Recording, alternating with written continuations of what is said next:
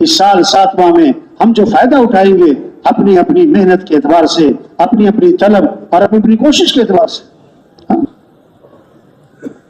دسترخوان پہ نا بعض لوگوں کو کہنا پڑتا ہے اور کھا لیں اور کھا لیں اور کھا لیں، اور بعض کو کہنا پڑتا ہے کہ بھائی کیا کرو اور بس کر یار.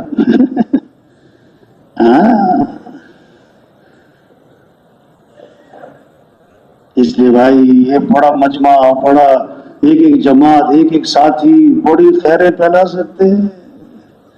معاملہ کس کے ساتھ ہے ہمارا؟ اللہ کے ساتھ.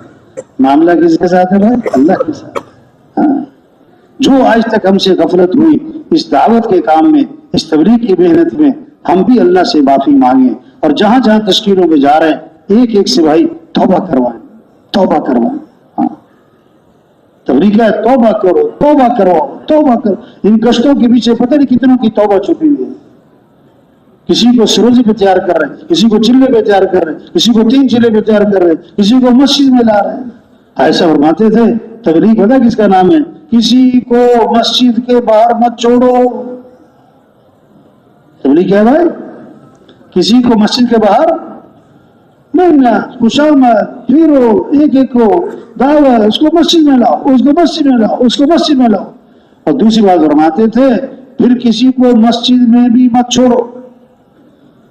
کسی کو مسجد میں بھی، ارے یہ کیا مطلب کہ ہاں اب مسجد میں آنے والا بنا ہے، اب اس کو اتنی بات سمجھاؤ کہ کام اللہ کے راستے میں نکلنا، پورا عالم ہماری محنت کا میدان ہے، پورا دین پوری دنیا اللہ کے راستے میں دور سے دور نکالو اسے. ہاں دور سے دور نکالو، تبلیغ نکالو پھرو.